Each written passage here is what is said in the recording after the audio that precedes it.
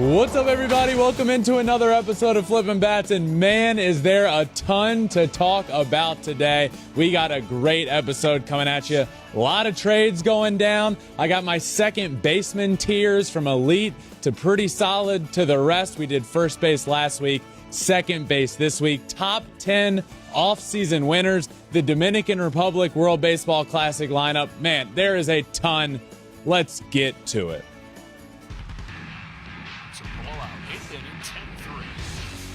Bases are loaded for Verlander, who waits on the 3-0 pitch. He swings, and it's a high fly ball. Deep center field. It is gone. Home run.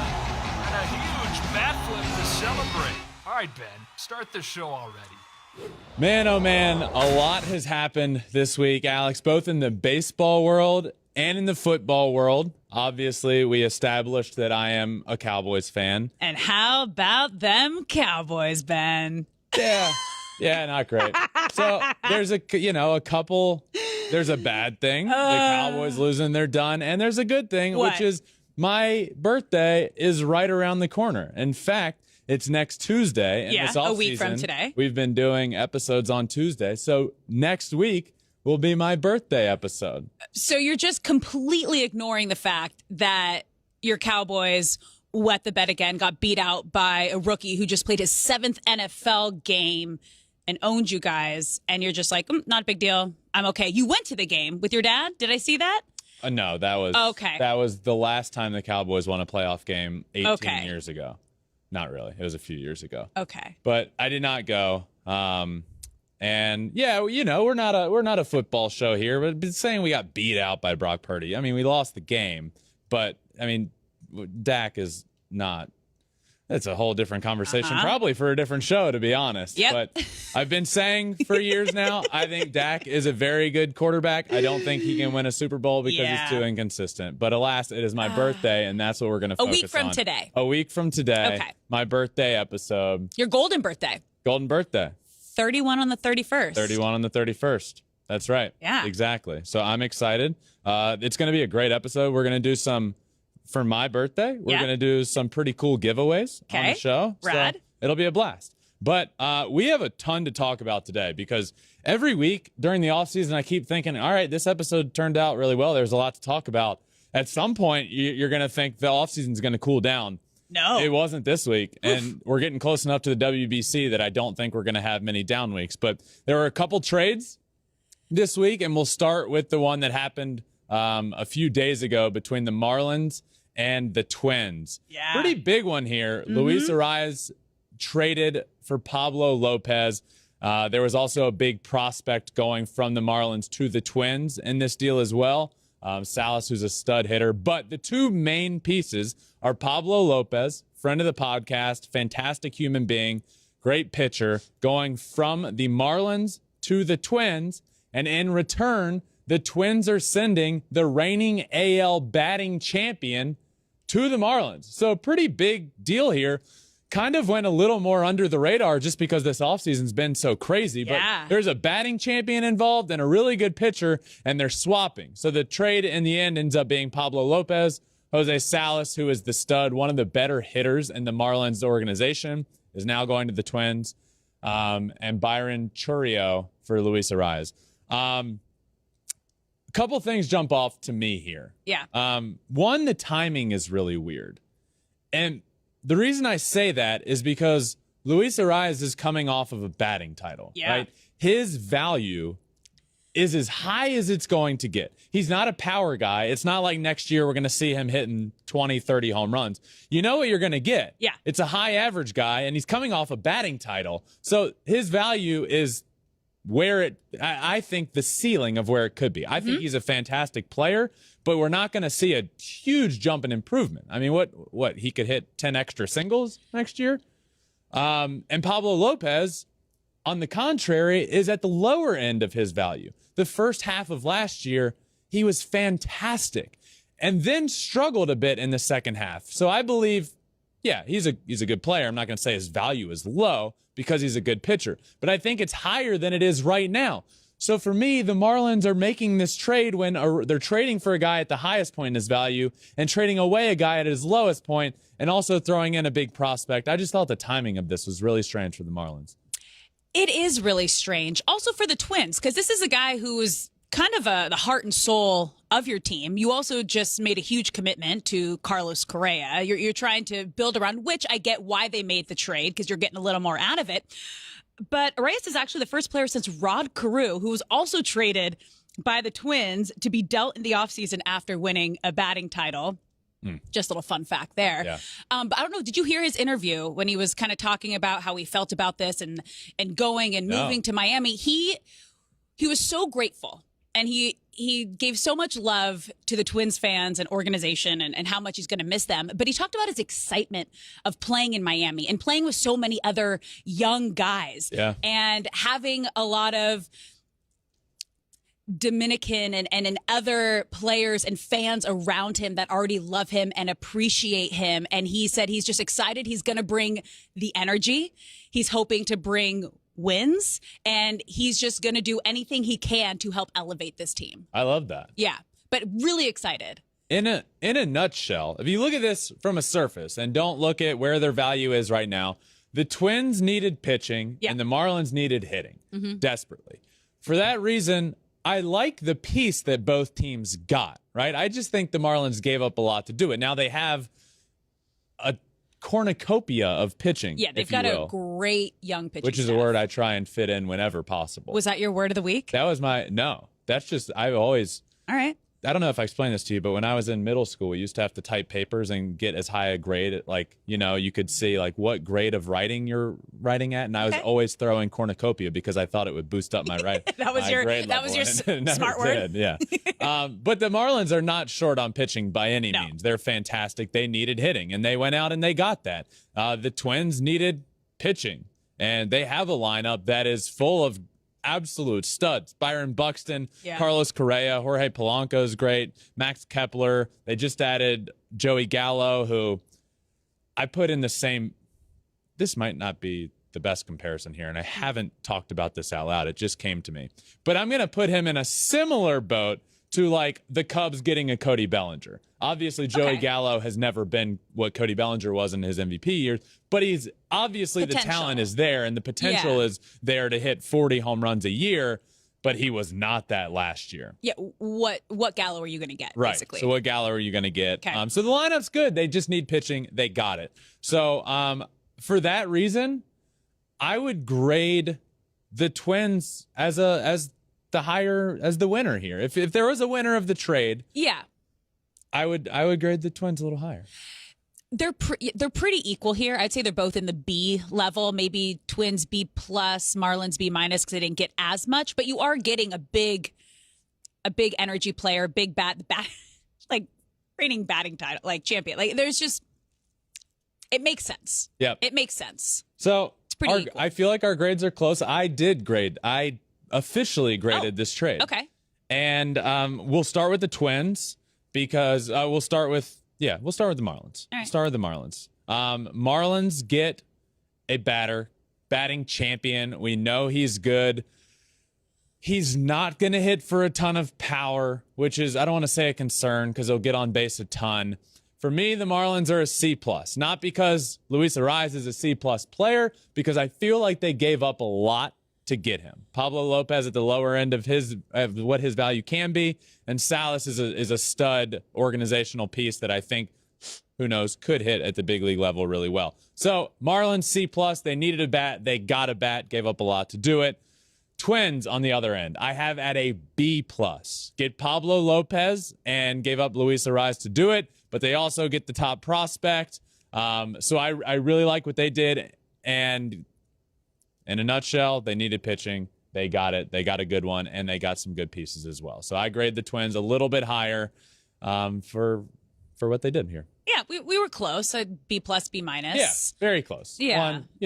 The Ben scale's always a tad off from the Alex scale. You're a little more, I don't know. No, because you were a little more negative. I was a little more positive here. Yeah. Which was opposite. Yeah. Another trade happened. Today, literally like an hour earlier before the show. before we started filming this. Adalberto Mondesi is going to the Red Sox in a trade between the Royals and the Red Sox. I don't want to say this, this is kind of, I like it for the Red Sox.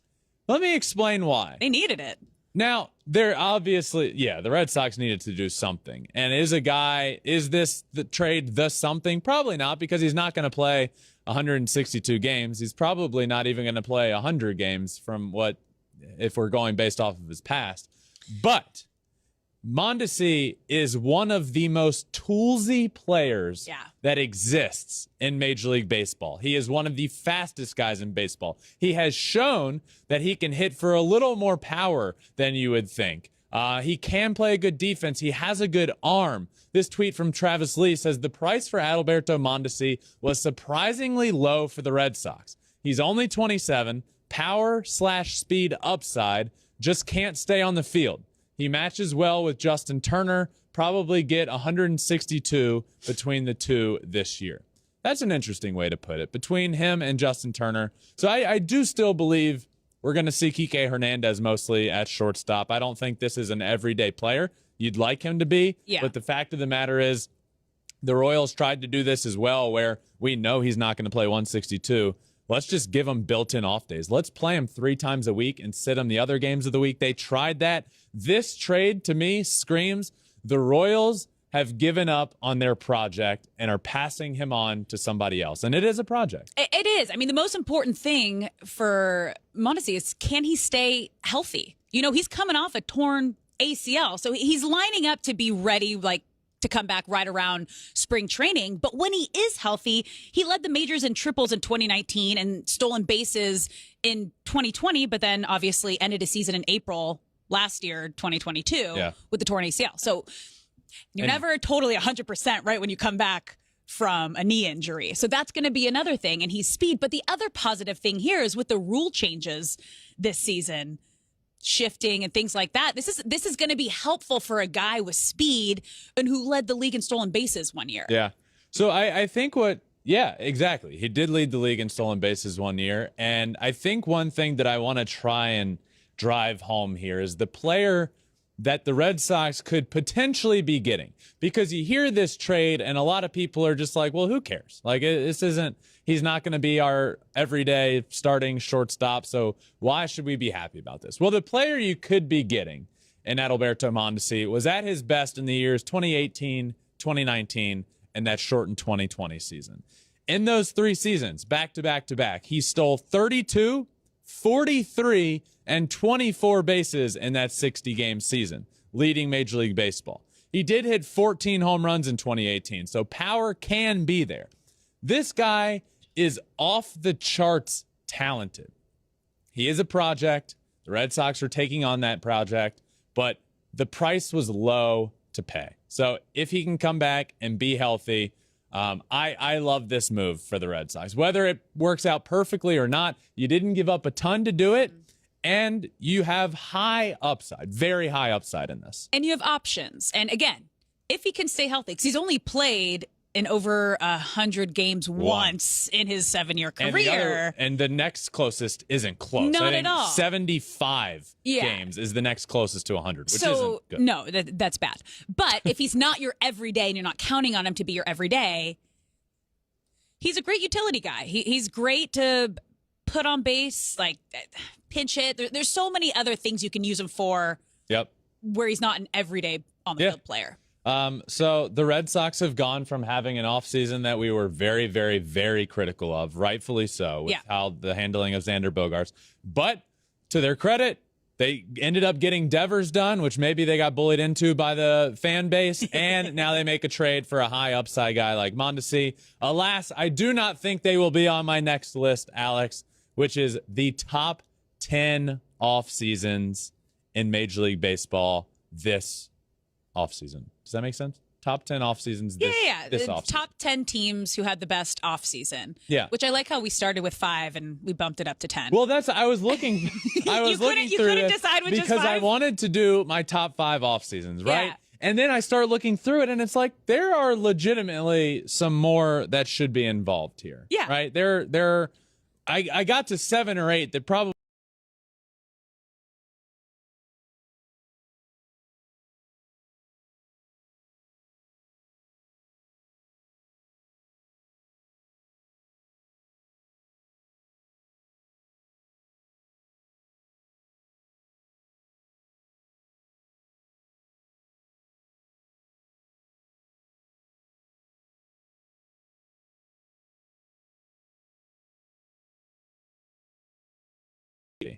And Sean Murphy is one of the best, bright, young catchers in the game of baseball. He can do it all. He's going to hit. He's going to play great defense. So that addition to me was huge. They did make an interesting decision by not even really going after Dansby, I think, saying that they believe in Von Grissom as their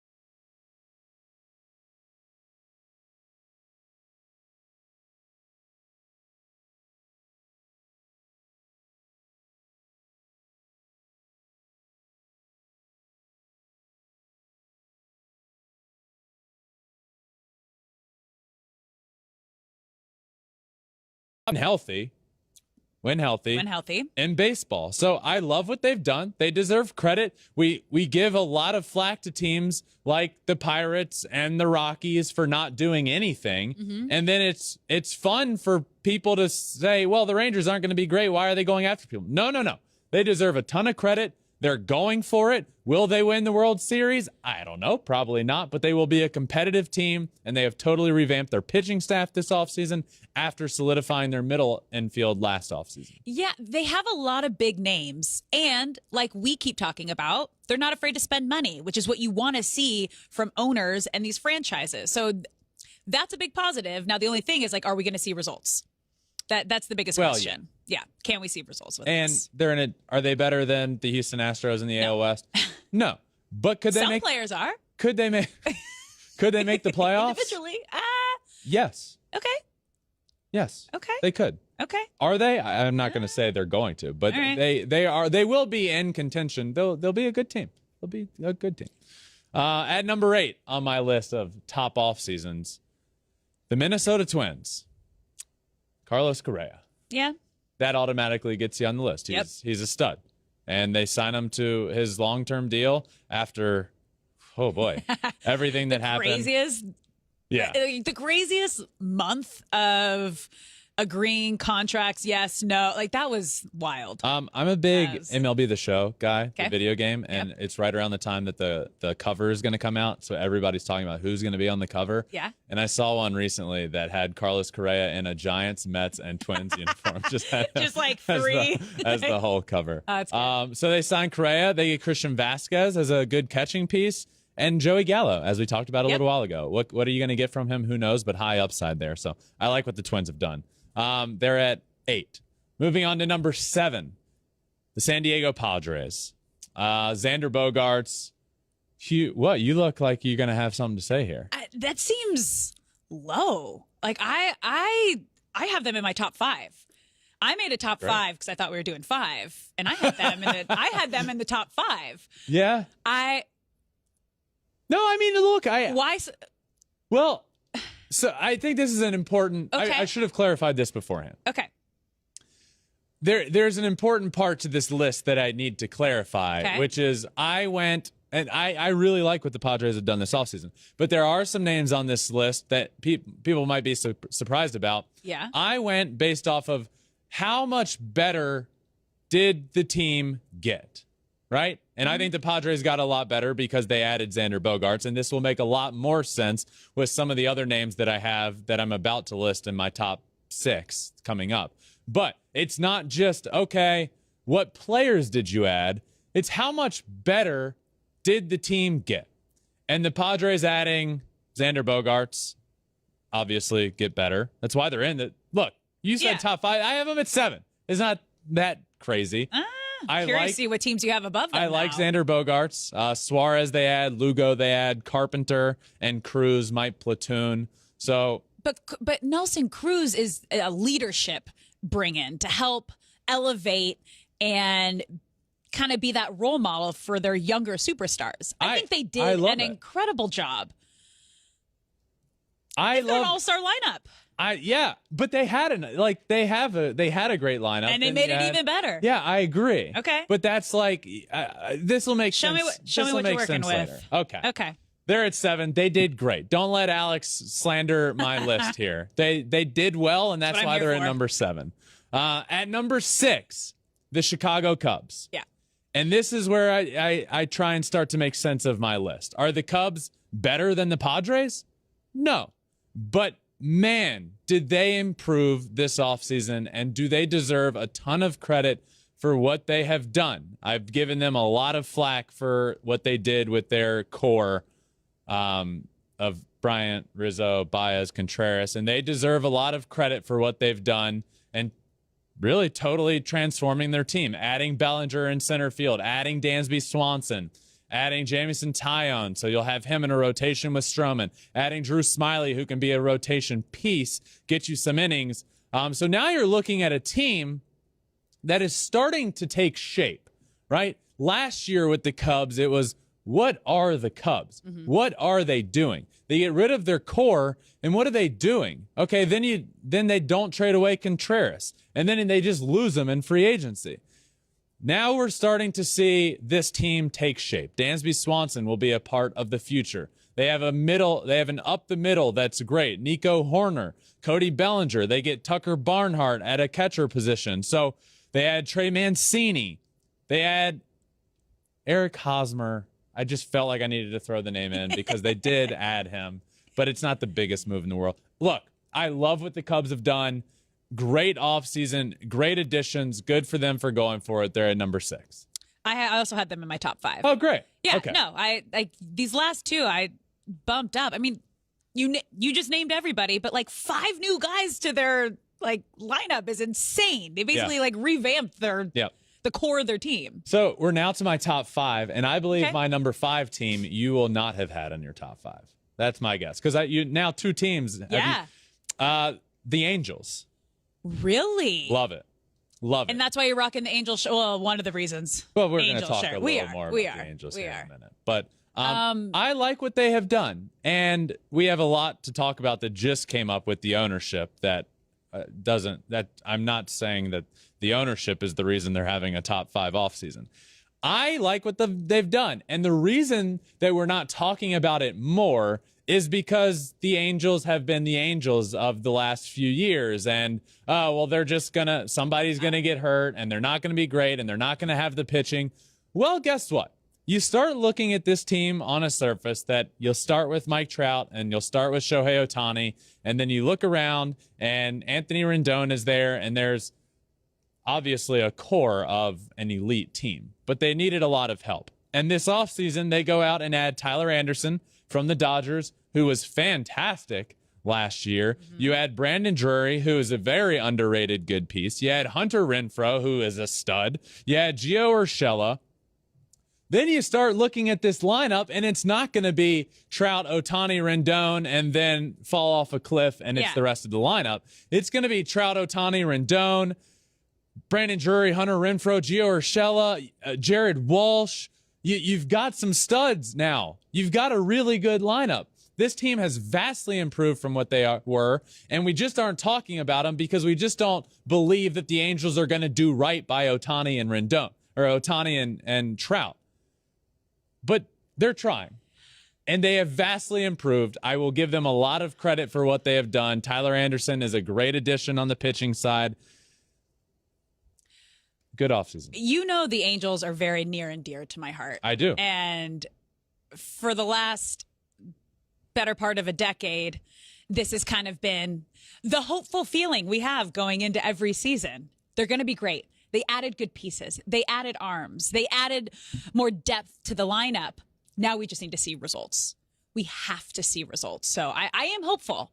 We'll dive deeper into this a little later in the show, but I'm always hopeful. I want them to win so badly. For that reason you just mentioned is why I think a lot of people are just glossing over their offseason. Yeah. Because, there's always hope. But that doesn't mean the offseason that they've had doesn't deserve credit that I believe it deserves. All right. they've done well. Yep. They've added a good pitcher. They've added good offense. So the lineup won't be very, very, very top heavy and then fall off a cliff. It will be a good lineup. They've added a good pitcher. They deserve credit for the offseason that the Angels have had. Okay. And we'll talk more about that in a second, and I will let you go. Yeah, I won't talk down on this because I'm always hopeful for my Angels. Yes. At number 4, the New York Yankees. Yep. Again, I feel like it's important to note here that this list is very, how much did the team improve, right? Mm-hmm. Because you look at it on the surface and you say, how aren't the Yankees at the tippity top? You add the best hitter on the market and you add a pitcher that was one of the top 3 pitchers on the market. Well, to me, the big addition was Carlos Rodon. And to me, Aaron Judge was a must. That was a must. You had to do what you had to do. They got him, though, right? You got the top hitter on the market. You add Carlos Rodon. Automatically, you have a top offseason. But how much better did the offense get? Not at all. This is the same offense. And, a few pieces will be different. You'll have Peraza and Cabrera playing more of a full year, and hopefully we see Volpe at some point. But after the addition of Aaron Judge, because that was huge, he obviously was the MVP. But you look at what this offseason is, and it's the same. You look at the offense, it's the same offense that got swept by the Houston Astros in the ALCS. Where did they improve that much on offense? They did. They didn't do much other than add Aaron Judge, which they probably can't because they gave him a ton of money. But I do love Carlos Rodon. You know how high I am on Rodon. Yeah. I am a big, big, big Carlos Rodon fan, and pairing him with Garrett Cole at the top of that rotation is dangerous. So the team did get better. Mm-hmm. The offense didn't get much better, in my opinion. They have had the top 4 offseason. I have him at number 2. Okay. But it's how can you not when you... Again, he was already on the team, but you locked in Aaron Judge, the number 1 top free agent, reigning MVP that was on the market. And there were conversations that he might have gone somewhere else. He was flirting with it. So the fact that you brought him in, he's your captain, he is everything and more that this team needs, they got to be a top 2. But I think they do need that and more. He's everything the team needs, and they need more. They need an offense. They need... I'm just not used to anymore. The Yankees of old would have gone out and gotten one of the 4 major shortstops on the market. Yeah, they would have. And they would have added a bat to that lineup that didn't show up against the Astros. The Astros' superior pitching in the playoffs. So I was a little disappointed there. I hope Anthony Volpe can come up and be a stud because it looks like he's going to be, but we don't know that yet. And we don't know if he's going to when he's going to be on the team. So good offseason for the Yankees. I don't want to deter from that. Adding Aaron Judge back, adding Carlos Rodon was a must. They did that. Good for them. They're here at number 4 for me. Where are we? 3. Number 3. At number 3, the Houston Astros. Lose Justin. Yep. Lose the Cy Young guy. Still a dominant rotation, which will now be led by Framber Valdez. But the additions... 1, Yuli Gurriel, gone from first base. Jose Abreu in. And what a stud Jose Abreu still is. Throughout his career, he has been one of the more underrated players in the game of baseball. The guy wins an MVP, for God's sakes, and that's even underrated because it was in the COVID year. So we don't talk about it as we do the other MVPs. He's an MVP winner. He's still a stud. He did great last year. The power numbers are a little lower, but still in a top tier of first baseman. I just did my first baseman tiers, and he was in that almost elite And I said category. he should have been in elite. Yes, you did. Uh-huh. So he's still a stud. This is a massive upgrade for the Astros at the first base position. They also signed Michael Brantley, who Uncle Mike will hit until he is 80. Yeah. He just will. He's a stud. And they didn't have him in the playoffs. They didn't have him for the majority of the year. They signed him to a contract. They get Rafael Montero back to the best bullpen in baseball last year. The Astros are still going to be, right now they're the favorites. They have to be. They're dominant. They have a rotation led by Framber Valdez, Christian Javier, and they'll have Lance McCullers. They'll have Luis Garcia. It's going to be great. And the addition of Jose Abreu and Michael Brantley is just exactly what that team needed. They're the reigning champs. Where'd you have them? I didn't have them in my top 5. Whoa! I did not have them in my top 5. Noted Dodgers fan doesn't have the Houston Astros in her top 5. I am colorly shocked. They are the reigning champs. They are great, okay? They have all the pieces. They filled some voids. I didn't think it was like, wow, groundbreaking offseason. They were already great. Yeah. Yeah. They were already great, and they got better at positions. Okay. Yeah. Yeah. All right, moving on. Yep. Number 2, the Philadelphia Phillies. Yep. Trey Turner is going to fit into that lineup like... Butter. What's a good... Butter. Like butter. Trey Turner will be incredible in this lineup. He is incredible. And the reason... And they did other things that I feel like are good. And we can even start with those. They add guys like Taijuan Walker to a rotation that needed another piece. Add Matt Strahm. Add Craig Kimbrell. But the big reason they are here is because they were a World Series team that had a very clear hole. And that hole was in the middle infield. And adding Trey Turner, who I can't speak highly enough about, he's an absolute stud. He does it all at a premium position. He's fast. He hits for high average. He hits for high power. He steals a ton of bases. It's the perfect piece for them. They added the perfect piece. And for that reason, I have them at number 2. Yeah, they were top 3 for me. But I think the most important thing, too, not only having Trey Turner once Bryce Harper is back and healthy, but also filling that void and having that power bat in the lineup the first half of the season when he's not there, I think is going to be huge too. Yeah. And I think people don't, like, you say Trey Turner is a power bat. I don't think people understand the power that he does have. I think when you think Trey Turner, people think really fast, stealing bases, and can hit for power.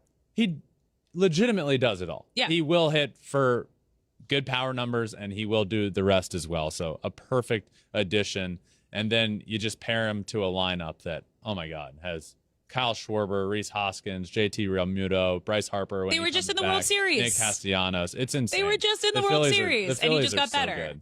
The Phillies are so good. They're fun. And the NL East is going to be so good. I've had the Braves on this list now for best offseason, the Phillies on this list, and let's move on to my number 1 team. Yeah. The number 1 offseason winner, the New York Mets. How can you not? And look, yes, they added Justin, who is coming off a Cy Young season. In fact, might I add, coming off of back-to-back Cy Young seasons for him because he didn't pitch for a little while.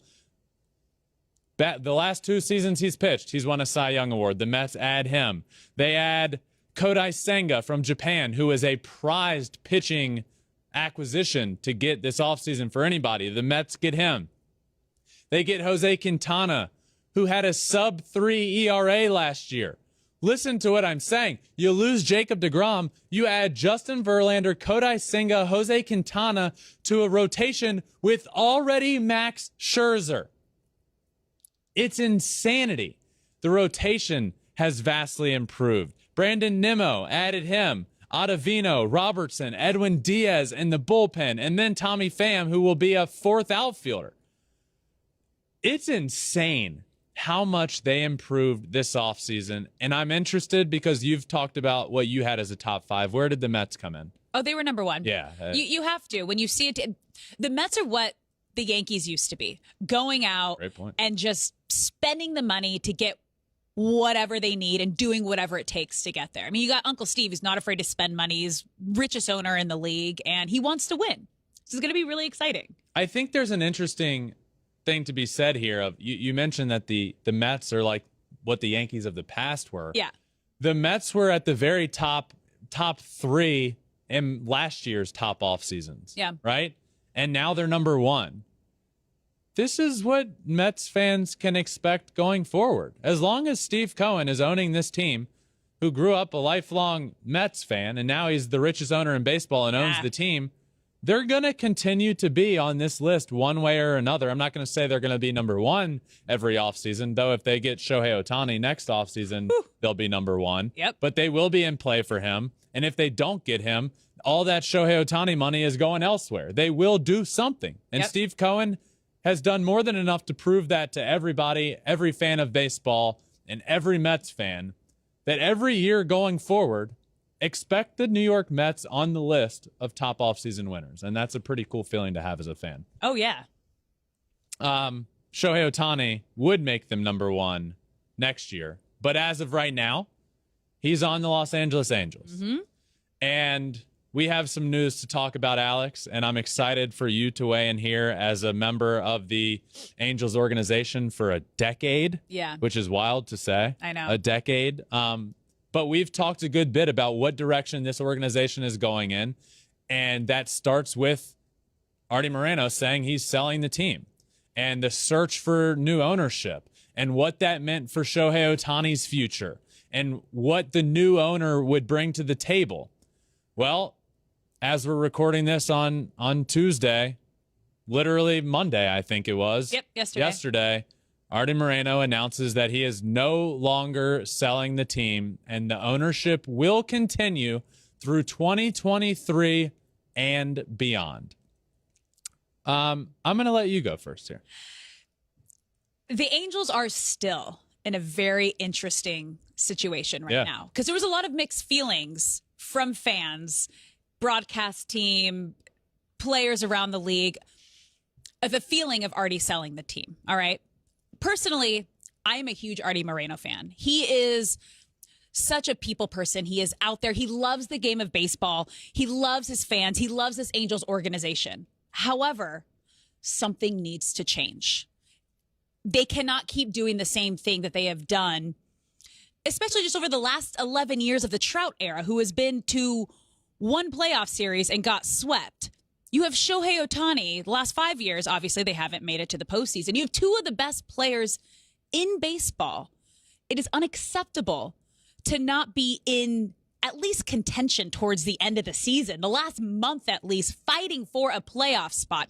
Something needs to change. I don't know what it is. I took a poll with Angel fans last night because I saw this. Bloodbath. Good chunk of my following are Angels fans. And I asked Angels fans, how are we feeling about this? And the two questions were, we're happy and hopeful, or we're frustrated. 84% came back frustrated. This is, I think, 7,000 votes came in for this. 16% were happy and hopeful. It's tough. I'm happy for my former colleagues, my broadcast partners, because, you know, there's always fear with new ownership. So I know everyone there is happy. I know I don't know how the players feel about this. I'd be curious to get like an inside just from like a Trout or an Ohtani. And then my biggest question is, does Artie maintaining ownership of the team hurt or help Ohtani's chances to sign long-term with the Angels? That's the biggest question. Let me tell you why I think so many people, the 84%, voted frustrated. It's because the status quo over the last decade with the greatest player on the planet, Mike Trout, the status quo is unacceptable. Yeah. The way this organization has been going since Mike Trout became an Angel is unacceptable. Yeah. And you have the greatest player in baseball and one of the all-time greats. Mm-hmm. And then you have one of the greatest talents we have ever seen and also one of the greatest players ever, and Shohei Ohtani, work out better than you could have ever imagined. And you have him and you pair him with Mike Trout. And to not win with this team is unacceptable. Yeah. And what has shown us that the status quo is going to change as long as Artie Moreno is owning this team? Nothing. Why should we believe something is going to change just because he's decided not to sell? What is going to change? We need answers. And obviously he owns the team, and we're not going to get those answers unless it's by showing us. But he's not going to go in front of the public and speak. He's not going to do it. He's also not a big public speaker. Like he just doesn't do that often. He will when a player signs with a team. That's kind of all you're going to get. But So answers are needed then, and the answers are going to be gotten. Is it more of a hands-off approach? Again, we're not in the front office. We don't know how hands-on he is, but I know he had a hand in some of those pretty big failure signings of the past. I wouldn't say failure, but didn't pan out the way they thought they would. A lot of money to guys who, weren't at the peak of their career. But the number one thing this season, and every season with the Angels, is can they stay healthy? If Mike Trout and Anthony Rendon can both stay healthy, then you have Shohei Ohtani. They just bolstered their starting rotation, and their pitching staff it's good. When you look top to bottom, it's not great. Better. It's better. They need some more key pieces. That would be great. That's always been their weakness. Too. You have Shohei Ohtani, who was leading the team in every single stat last season at one point for pitching and hitting, which is insane. So this team. I'm just tired of this team with two of the greatest players of all time, us having to say before the year starts, if this team can stay fully healthy, they could be good. Yeah. I'm tired of the team being in that position. You know what we're not saying about the Houston Astros? Well, if they can stay fully healthy, they'll be great. No, they will be great. Guess what? They lost Michael Brantley last year and won the World Series. Yep. Like, why are the Angels always, well, if they can stay healthy, they might be good? Put the team in a position to win around Mike Trout and Shohei Ohtani. Whereas if you lose one piece, it's not the end of the world and the whole season's over. The team needs to be better. The rotation needs to be better. The offense has gotten better, but you gotta change the status quo that has been in existence for a long time there with the Angels. And I'm frustrated and fired up about this because as a fan of the game of baseball, Mike Trout deserves better than playing in 3 playoff games in his career. And getting swept. And Shohei Ohtani deserves better than never having played in the playoffs. Yep. So the status quo that we've learned from Artie Moreno and the front office of the Angels is what needs to change. And it's become frustrating seeing it. So I'm tired of what we've seen. You need to show change. And if you don't, guess what? And this is our next conversation we can have, is Shohei's going to be out the door. But the status quo has needed to change. And to me, Artie Moreno has been almost scared of the luxury tax. It's like, okay, I'll spend big money on getting players in. Oh, whoa. We're at where I'm going to have to pay extra. Nope, this is our team. We're sticking with it. Go play. Well, who cares? You're a billionaire. We see what Steve Cohen is doing. Like, it just has seemed like Artie Moreno has used that luxury tax as an excuse to stop the team where they are and say, go play. And I hope I'm wrong. I hope that changes. And I hope the Angels become very competitive this year. I think they have the first half of the season to prove to Shohei Ohtani that we're willing to do whatever it takes to keep you here and build a winning team around you. Because if he becomes a free agent, what are the odds you're going to be able to outbid all these other teams? If you know you're not going to be able to keep them, is there a trade opportunity there where you completely rebuild your franchise and everything that you can get from Shohei Ohtani? There's so many question marks and just possibilities that could happen. But those first 3 months are going to be so crucial for the Angels. One thing we do know is, yes, the pre-trade deadline is make or break for this team. Yeah. And you got to win. Or else the talent that is Shohei. He deserves to win. Which, might I add, if Shohei goes, a big chunk of the fan base goes. A big chunk of the fans that show up only to watch Shohei pitch goes. This is more than the player on the field that we know as Shohei. There's a lot to this. You're losing an entire country fan base and majority of your sponsors. If you look all around Angel Stadium, is everywhere. It's all Japanese sponsorships because he is their biggest, what would you say, like selling product of the team? Yeah. Everything about him and the fans that he brings with him. Yep. He is a brand. He brings a whole, it's insane to think about, like wherever he ends up. And again, I hope it's the best and the Angels can figure it out and they make it work.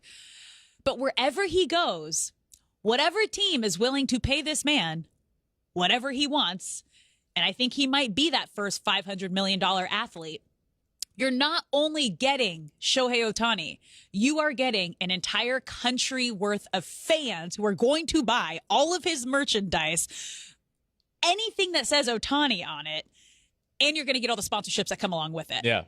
Speaking of insane and how much he is worth, it is insane how much Shohei Ohtani is going to get paid. How much do you pay a guy that is an all-star pitcher, an all-star hitter, one of the greatest talents that we have ever seen, puts butts in seats that would never go to a baseball game, gets eyeballs on the game of baseball and on your team that have never been interested in the game of baseball, brings an entire nation along with him to root for him and to watch him, and makes your team exponentially better, and is an MVP player and is the epitome of an MVP player. What do you pay that player? Just roll up that Brinks truck and give him whatever he wants. It's $500 million. But it is. It's $500 million. Plus. Yeah. And there are teams that are willing to do that. And it's worth it. You're going to get that back, as we just mentioned, with the entire country and fan base that he brings along with him, the sponsorships that come with him. It is an insanely smart investment. The return on this investment, besides the product you're getting on the field, is mind-blowing. Yeah. Shohei Ohtani will be the first $500 million player in Major League Baseball history. Yeah. No doubt about that, in my opinion. And there are teams that are going to be willing to do it. So one important thing here is you mentioned how important the first 3 months for the Angels. Yeah. And people are saying, well, you know what Artie Moreno could do to make this all great right now and make a big splash is extend Shohei. If I'm Shohei, no, I ain't signing that. No. Prove to me we're going to win. Yep. And anyway, even if I don't sign it, if I hit free agency, I'm going to make more money than anybody has ever made on a baseball field. Yeah. And it's going to be insane. But a lot going on with the Angels. One, the ownership, but two, the reason the ownership is so important is because there's never been more of a time to get it right. Yeah. And the time is literally right now. Right now. Like, you don't have a year. Last year we were talking about this, and it's like you have a year and a half to get it right with Shohei. No. Now you have a half a season. You have 3 months. Yeah. 3 months of the regular season. Yeah. Yeah. All right. So last week, Alex, I did my first base tiers. Ooh. And this week we're moving on to second base. So second base is such a tough position, as we will see. But probably one of the more tough positions on the field to rank a bunch of guys and put them in tiers. But I did it. Second base tiers time. I'm excited to see where you have strong opinions one way or another. Yep. But let's start with the elite second baseman in the game of baseball. I have two players, in the elite category: Jose Altuve and Marcus Semien. Altuve has been the best second baseman in the game of baseball for a decade now. And Marcus Semien has shown in the last few years how good. By the way, Marcus Semien last year started off on that horrendous pace. Couldn't hit a home run a year after hitting 40 plus and finishing second and third in the MVP race. But he ended up turning it on. Had a really solid year, and the power numbers, and he ended up with 26 homers, 83 RBIs, and hit 248. So that's not the year that puts him in the elite category. It's the last couple of years where he has emerged as an MVP candidate in every year. So Jose Altuve and Marcus Semien are my two elite second basemen. I'm not harsh on this one. I agree. Also of note, I think that's important is if Marcus Semien played shortstop, for example, like the second base category is much tougher. Yeah. So there's going to be players in the almost elite category that probably wouldn't be almost elite in short. Like, this is second base is tough. I'm excited for shortstop, though. So, elite second baseman, Jose Altuve and Marcus Semien. Almost elite second baseman, which is the next category. Yep. There's also only two. And those two are Ozzie Albies and Jeff McNeil. Jeff McNeil coming off of a batting title, which, if I had to guess, knowing Alex like I do, she's going to have some gripe here about maybe Jeff McNeil. Nope.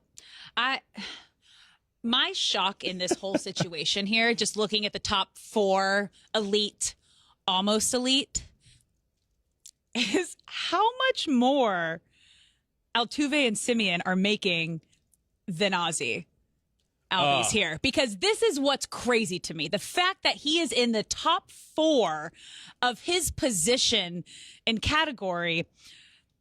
Ozzy Albies signed a crazy contract. Good for the Braves, but 7 years, $35 million, meaning he's making between like $5 and $7 million a year. Criminal. Altuve is making close to $26 million a year, and Marcus Semien is making $26 million a year, and he is making $5 to $7 million, and he is like just there in their yearly salary is almost his entire 7-year contract he did. It's insane. That's what's hard for me to wrap my head around this and why these Braves contracts are. Of all the Braves contracts that we've talked about, the Ozzy one is the shining example. Brutal. It's the craziest one. It's brutal. Because he is. It's sad. He's great. He's one of the top 4 best at his position in the league. He should be paid as such. And that's coming off a year where he didn't play, and then when he was playing, Ozzy Albies has the potential to be an elite second baseman. It's just right now I can't put him in that category with Altuve and Simeon. But he could be one of the top. He could be elite. Yeah. And Jeff McNeil is close as well. Yeah. Coming off a batting title. I love me some Jeff McNeil. So they're, to me, a pretty clear and obvious top 4. Yeah. And then second base starts to struggle. I don't want to say struggle because there's some other good ones, and that's the category we'll go to next, which is really good. These are really good second basemen, but the top 4 to me is pretty clear. Of the really good second basemen, here's who I have in this tier. Mm-hmm. Tommy Edman, the Cardinals. Mm-hmm. Jonathan India, Ketel Marte, Nico Horner, Andres Jimenez, Jorge Polanco, Gleyber Torres, and Luis Ariz, who was in my first base tier last week, but has since been traded to Miami, where I believe he is going to be playing second base. So these are the really good guys, my really good category. Yeah. The names I want to mention here, Tommy Edman being one of them, who I really like Tommy Edman a lot. Gold Glove winner. Gold Glove winner. Yep. Was the biggest all-star snub last year. Can play all over the place, but predominantly second base. 265, 13 homers, 57 RBIs. Tommy Edman is a name that flies under the radar in the game of baseball, and I believe can continue on an upward trajectory. I like him a lot. Ketel Marte is another name that I wanted to mention. Yeah, Ketel Marte. He's been in MVP conversations. Ketel Marte is, he was a 2019 All-Star. Yeah. And the reason that I believe he flies under the radar is because of the team he plays for, the Diamondbacks. He's not in a big market, and he's not on the East Coast, and which gets more eyes because they play a lot earlier. So not a lot of people are watching Ketel Marte. This guy's been a stud in his career. He is a really good second baseman, and I have, 1, 2, 3, 4, 5, 6, 7, 8-ish names on the really good list. Okay. You like it? I'm not mad. Yeah. Okay. Alex not mad. No. Anytime she's not mad, it's a good day. Let's move on to pretty solid. There's a lot of names here in this pretty solid list. I believe 12, if... Yeah, I just counted that 12. looks correct. Yeah. All right. These 4 names times 3. are, just a step below that really good list, which is why they're in the tier below, which is pretty solid. All right. And deserves some recognition.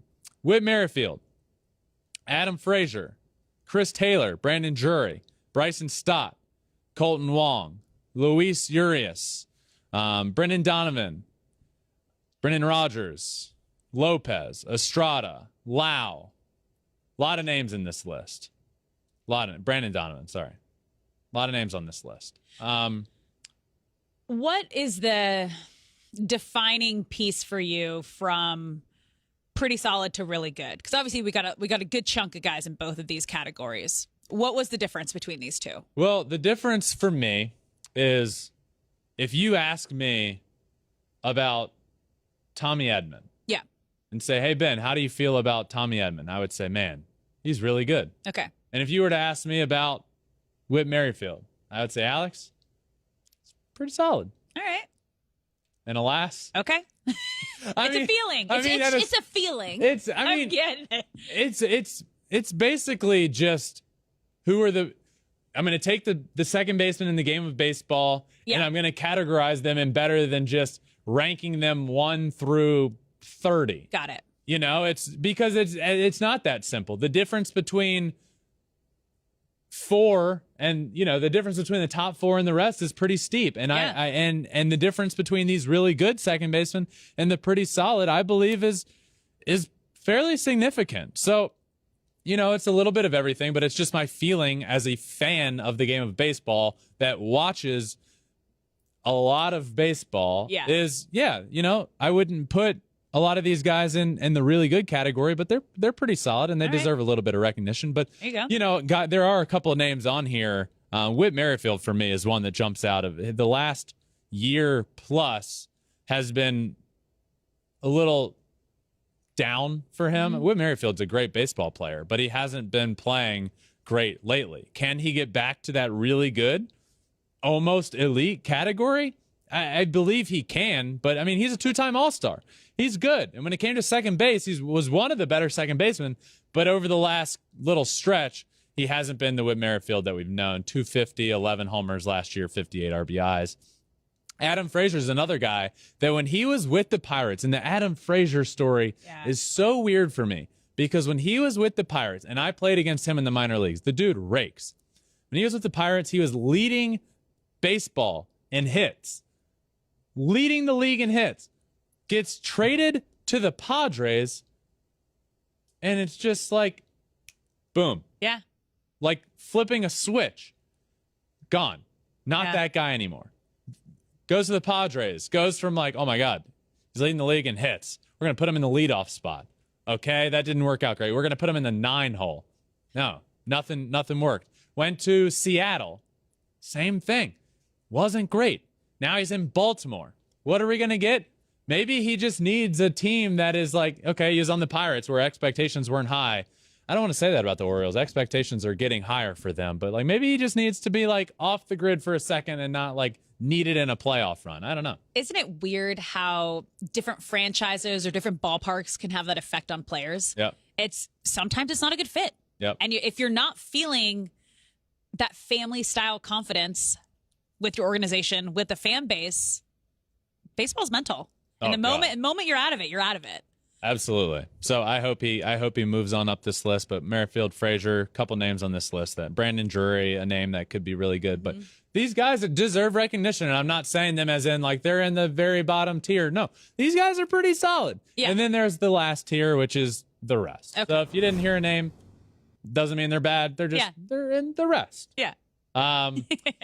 Every week, Alex, we have been doing a World Baseball Classic discussion. Yep. Last week we talked about just how dominant Team USA's lineup is. And All-star lineup. I went on record and said this USA World Baseball Classic lineup could be the greatest lineup of all time. But it might not even be the best lineup in the WBC. Oh, yeah. And the reason is what we're going to talk about today. It is the Dominican Republic lineup. Another all-star lineup. Like crazy. Oh, all-star lineup, I don't even think deserves to do a credit. You're absolutely right. But so last week I put together my optimal Team USA WBC lineup. Yeah. I am going to put together right now my optimal ideal world Team Dominican Republic lineup based off of guys that have committed to the team. So, leading off, playing center field, Julio Rodriguez, stud. Batting second in the outfield, Juan Soto. Batting third, playing third base, Manny Machado. Like what? Batting fourth, DHing, Rafael Devers. Batting fifth, playing second base, Jose Ramirez. Batting 6th, playing first base, Vladimir Guerrero Jr. Batting 7th, playing in the outfield, Starling Marte. Batting 8th, the World Series and ALCS MVP, Jeremy Pena. And batting 9th, rounding out, catcher, Gary Sanchez.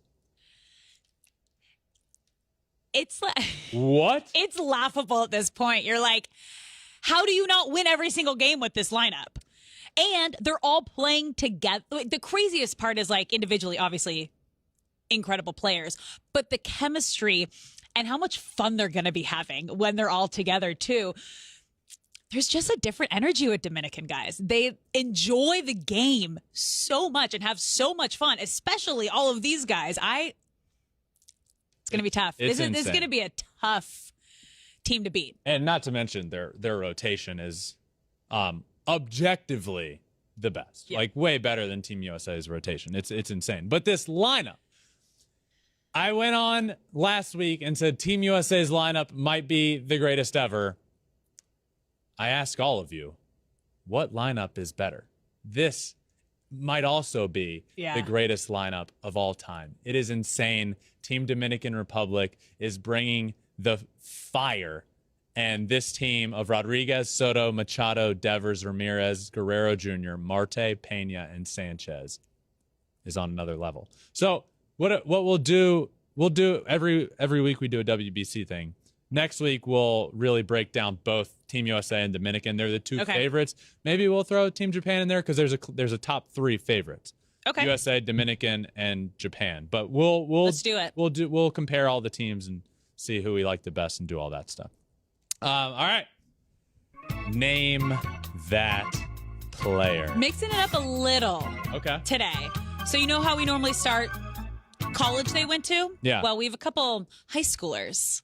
Oh. Yeah. Okay. So college or high school. Which is fair because half of the league, exactly. if not more, went out of high drafted school. out of high school. Yeah. So high school, college, team they made their debut on, and their current team. Current team. Okay. All right. Let's do this. Are you ready? Woo! Player number 1 went to Hawaii, made his debut with the Cardinals, and is currently in Seattle. Name that player. Okay. Yeah. Cardinals, now with the Mariners, and I believe, if I'm on the right track here, he hasn't yet played a game for the Mariners. I'm going to say this is Colton Wong. Yes, it is. All right. 1 for 1. Let's go. Okay. I'm liking it. Are you ready?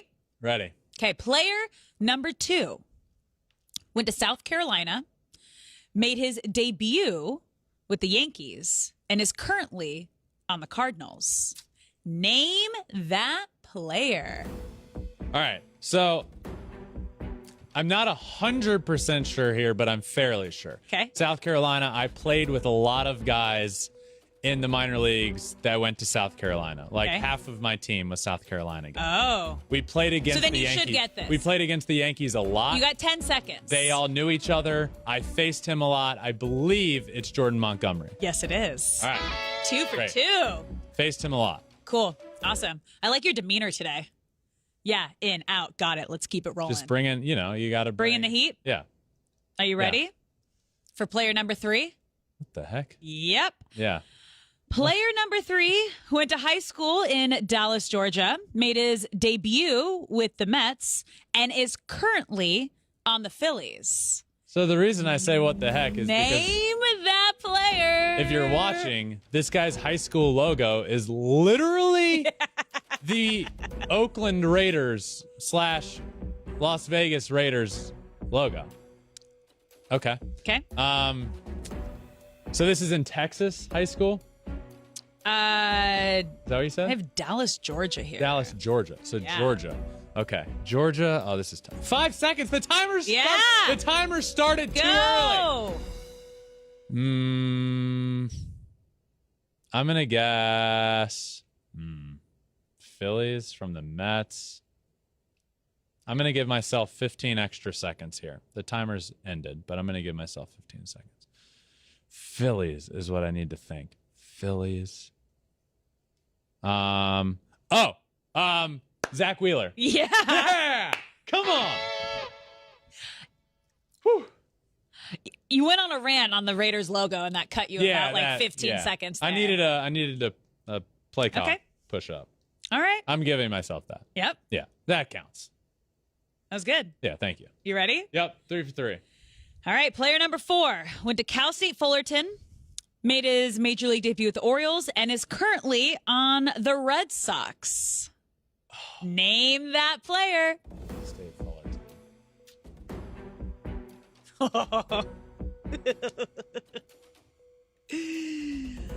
Oh, this is good.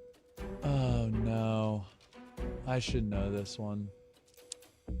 Cal State Fullerton's a prominent college baseball program. Baltimore, Boston. Currently on Boston. Currently on Boston. Newbie to Boston. Newbie to Boston. You Who's got a 3 newbie to seconds. Boston? Mondesi. 1. I don't know. Justin Turner. Oh, wow. Yeah, that's why I was like, you don't have Dodgers that's in a there. tough It's one. tough. Because he's been all over the place. I don't think Justin know. Turner and think Orioles. I think know. Mets and then Dodgers. And then Boston, he hasn't played a game there. Yeah. So I said new. I was trying to help you out a little. No, that was good. All right. That was a tough one. Man. Okay. TikTok crew is going to struggle there. Yep. You ready? Is this 5? This is 5. So I've gotten 3, right? Yep. All right. So Okay. already above. All right. We're good. Ready? Yep. Player number 5 went to high school in Los Angeles, California. Major league debut with the Nationals and is currently on the White Sox. Name that player. Lucas Giolito. Yeah. What? Let's go. Okay. Great job today. Yeah. I felt good about today.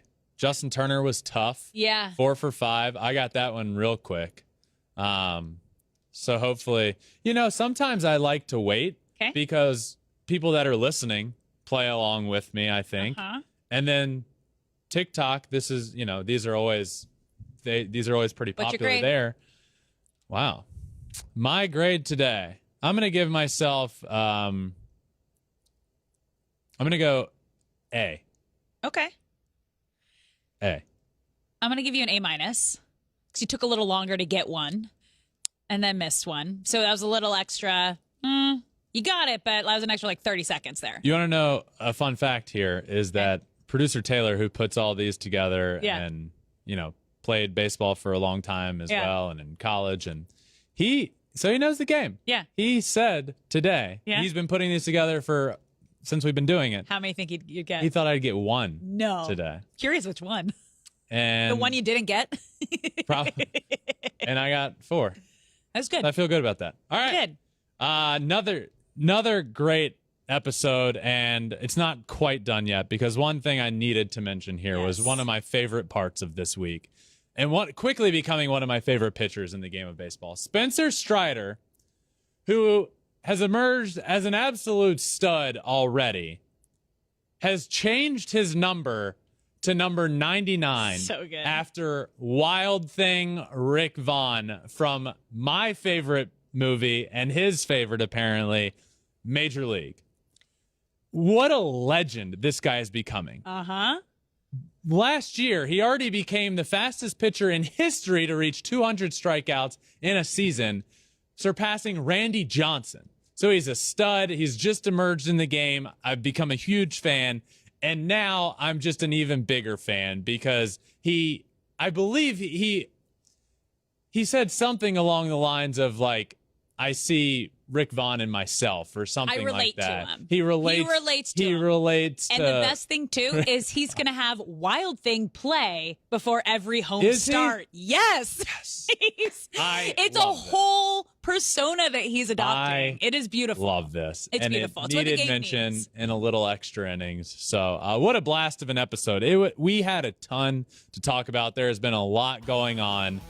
So thank you all for listening. Make sure you listen next week, next Tuesday.